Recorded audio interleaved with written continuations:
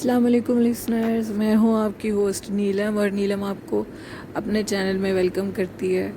शुरू करते हैं आज की वीडियो। अल्लाह का नाम लेकर जो इंतहाई आली रुतबा और बहुत जलीलुल कदर हैं। लिसनर्स, कल हमने आपको जो नावल सुनाया था उसका एंड ये हुआ था कि रफ़ीक एक गधा रेडी पे बैठ के उस गांव से चला जाता है। अब रफ़ीक आगे कहाँ जाएगा ये रफ़ीक को कुछ पता नहीं था। जो गधा रेडी वाला रफ़ीक को अपने साथ लेके जा रहा था वो रफ़ीक से पूछ रहा था किस जगह जाना चाहते हो, जिस पे रफ़ीक ने कहा मुसाफिर हूँ, कहीं भी ले जाओ, मंजिल का कुछ पता नहीं है। जिस पे उसने कहा क्या तुम हरदिनपुर जाना चाहते हो? उसने कहा हाँ वहीं ले जाओ। अब वो नौजवान लड़का जो गधा रेडी चला रहा था, काफ़ी बातूनी लगता था, वो मुझसे पूछ रहा था कि क्या घर से भागे हुए हो, माँ बाप ने मार कर निकाल दिया है? मैंने कहा हाँ कुछ ऐसा ही समझ लो, अपनी गलतियों की वजह से घर बार छोड़कर भाग आया हूँ, मेरी ही कुछ गलतियाँ होंगी। जिस पे उसने कहा हाँ जवानी में अक्सर ऐसा हो जाता है। अब वो मुझसे पूछने लगा कि हरदिनपुर किसके मुसाफिर हो? मैंने कहा मैं किसी का भी मुसाफिर नहीं हूँ। उसने कहा मैं तो हरदिनपुर नहीं रहता, हाँ वहाँ पर ताज़े फल और सब्ज़ियाँ बेचने जाता हूँ। तुम वहाँ क्या करोगे? मैंने कहा कुछ भी। अब मुझे कुछ पता नहीं था क्योंकि मुझे कोई हुक्म नहीं मिला था कि अब मैंने कहाँ जाना है और कहाँ नहीं जाना। जब रास्ते में वो लड़का अपने बारे में कुछ बातें बताने लगा और कहने लगा मैं तो किसी और इलाके में रहता हूँ, अब मेरी शादी होने वाली है, क्या तुम भी शादीशुदा हो? जिस पर रफ़ीक ने कहा नहीं मैं शादीशुदा नहीं हूँ।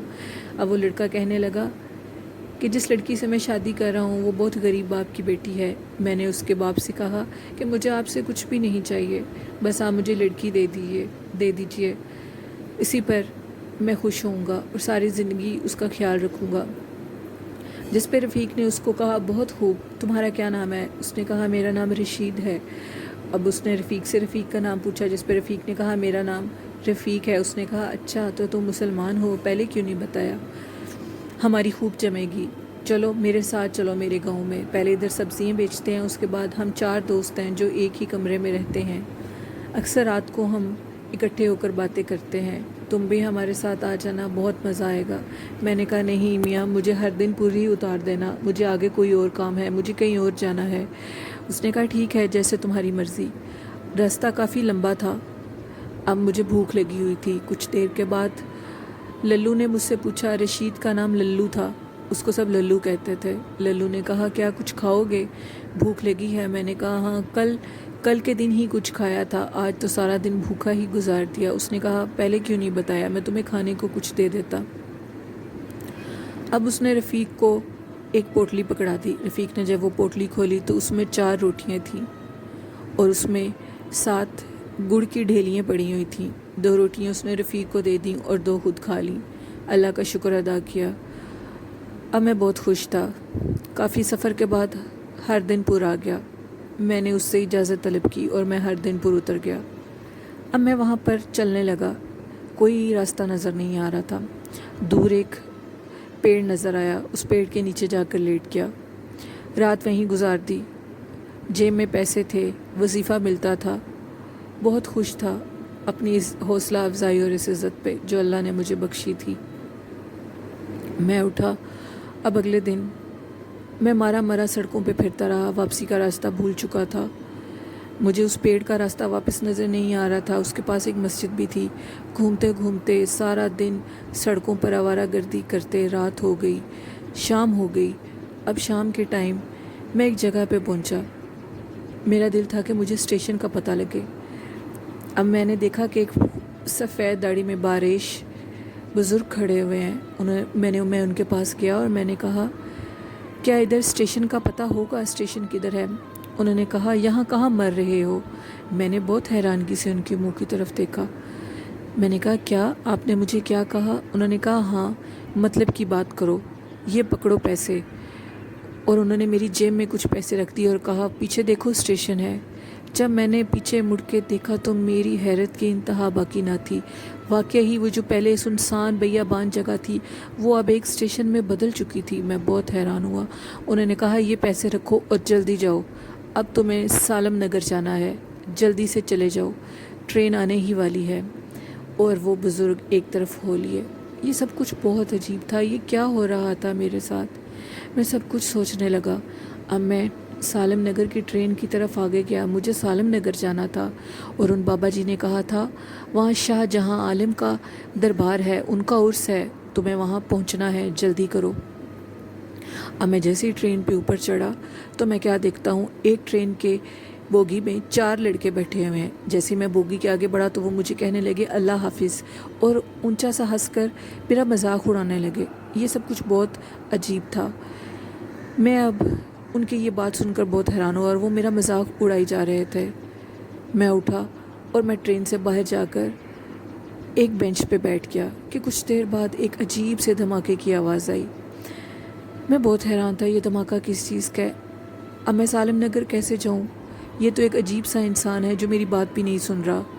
میں دوبارہ گیا. میں کیا دیکھتا ہوں کہ وہی لڑکا، اس کا ہاتھ زخمی ہے اور وہ کھڑا ہوا ہے. مجھے کہنے لگا 30 روپے دے دو، 30 روپے لگیں گے سالم نگر کے. میں نے کہا ادھر تو لکھا ہے کہ 26 روپے لگیں گے، 4 روپے واپس آنے ہیں. وہ پھر میرا تمسخر اڑانے لگا. خیر میں نے اس کو 30 روپے دے دیے اور میں خود باہر بینچ پہ جا کے بیٹھ گیا. اچانک سے دوبارہ ایک اور دھماکہ ہوا. یہ دھماکہ بہت خوفناک تھا.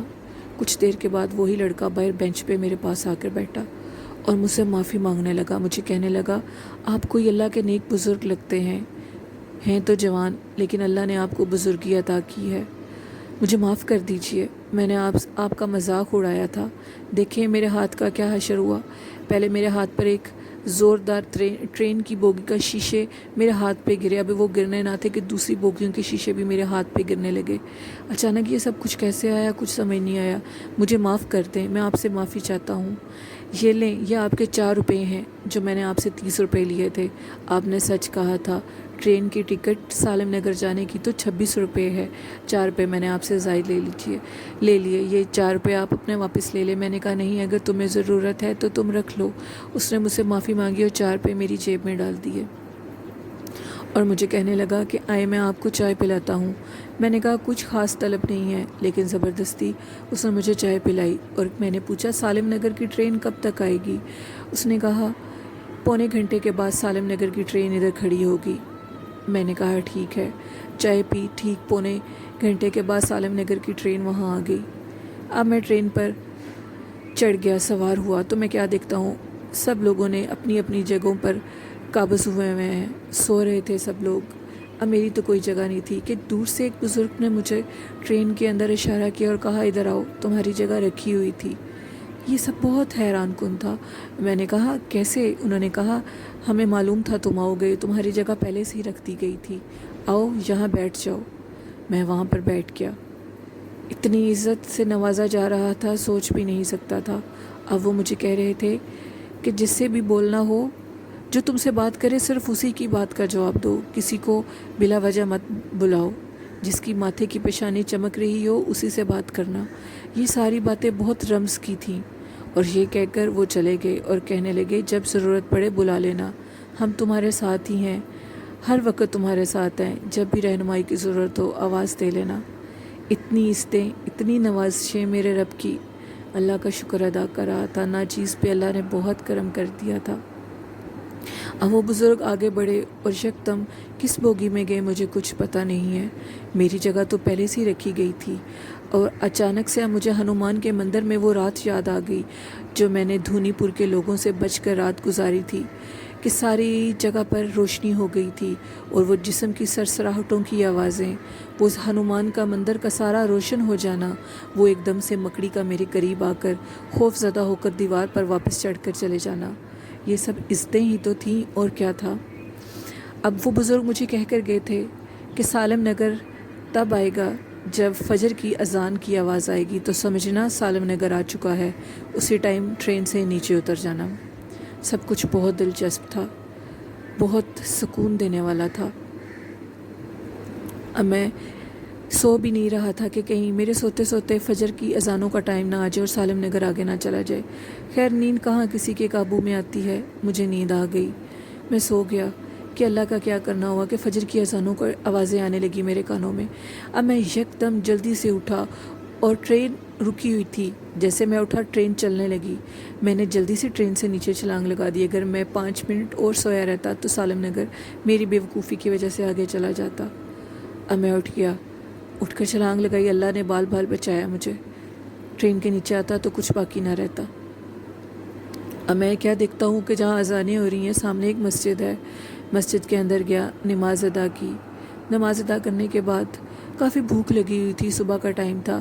مجھے میرا وظیفہ مل رہا تھا, جیب میں 4 روپے باقی تھے. اب میں پھر اٹھا اور اٹھ کے 2 روٹیاں لیں اور ساتھ تلی ہوئی مچھلی لی. کھانا کھایا.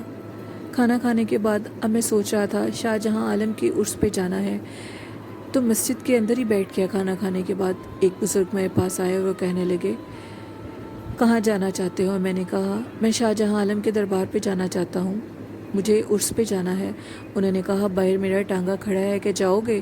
میں نے کہا ہاں ضرور, مجھے لے جائیں, میں آپ کے ساتھ جانا چاہتا ہوں. میں نے کہا کتنے پیسے لیں گے؟ انہوں نے کہا ویسے تو پورے ٹانگے کے میں 4 روپے لیتا ہوں, تم 1.5 روپے دے دو, کیونکہ لگتا ہے شاہ جہاں عالم سے عقیدت رکھتے ہو اور ان کے عقیدت مندوں کے لیے ہم پیسے زیادہ نہیں لیتے. میں نے کہا ٹھیک, بہت خوب. انہوں نے کہا یہاں سے 4 کلومیٹر کے مسافت پر شاہ جہاں عالم کا مزار شریف آئے گا, وہیں ہمیں جانا ہوگا. اب میں ٹانگے پہ بیٹھ گیا. میں نے ان کو 1.5 روپے نکال کر دے دیے.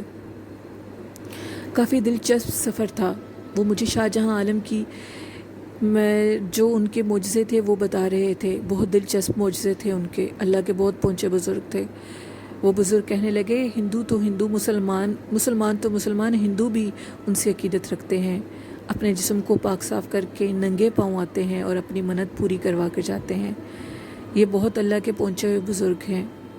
ان کی کیا کیا معجزات ہیں, سنو گے تو حیران ہو جاؤ گے. مجھے اور زیادہ عقیدت ہونے لگی جب میں نے سنا کہ ہندو بھی ان سے عقیدت رکھتے ہیں. اب دھوپ خوب زوروں پر تھی, سورج بالکل میرے سر کے اوپر تھا, گرمی بہت زیادہ تھی. اب ہم نے 4 کلومیٹر کا سفر طے کر لیا تھا اور ہم منزل پہ پہنچ گئے تھے. ٹانگے والے نے مجھے دربار کے باہر ایک شہر میں اتارا. لوگ اپنی اپنی ڈھیلے لگا کر بیٹھے تھے. چھوٹی چھوٹی جھونپڑیوں میں گرمی بہت شدید تھی.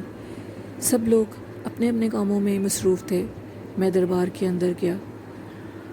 ادھر لوگ عقیدتاً دربار کو صاف کر رہے تھے. میں نے بھی سلام پیش کیا. ابھی عرس باقی تھا, عرس لگنا تھا ابھی, کہ ایک جگہ سہارا لیا بیٹھنے کا. ایک درخت کے سائے پہ میں بیٹھ گیا. اب میں بہت حیران تھا کہ کیا کیا جائے کہ اچانک دوبارہ سے بھوک لگی.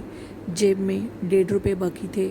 میں نے وہ 1.5 روپے نکالے اور جا کر کھانا کھایا. کھانا کھانے کے بعد دوبارہ اسی جگہ کو منتخب کر لیا اپنے ٹھکانے کے لیے اور میں لیٹ گیا.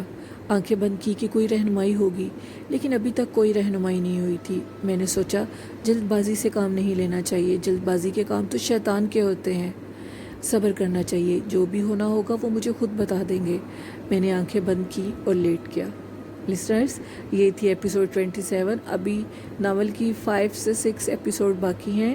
یہ ناول بہت انٹرسٹنگ ہے اور مجھے یہ ناول بہت پسند ہے. آپ کو یہ ناول کیسا لگ رہا ہے اپنی فیڈ بیک ضرور دیجیے گا, اور ہمارے چینل کو زیادہ سے زیادہ سبسکرائب کیجیے, اور جنات کے قصے فیس بک گروپ کو ضرور جوائن کیجیے. اسی کے ساتھ اپنی ہوسٹ نیلم کو اجازت دیجیے. دعاؤں میں یاد رکھیے گا. اللہ حافظ. اللہ نگہبان.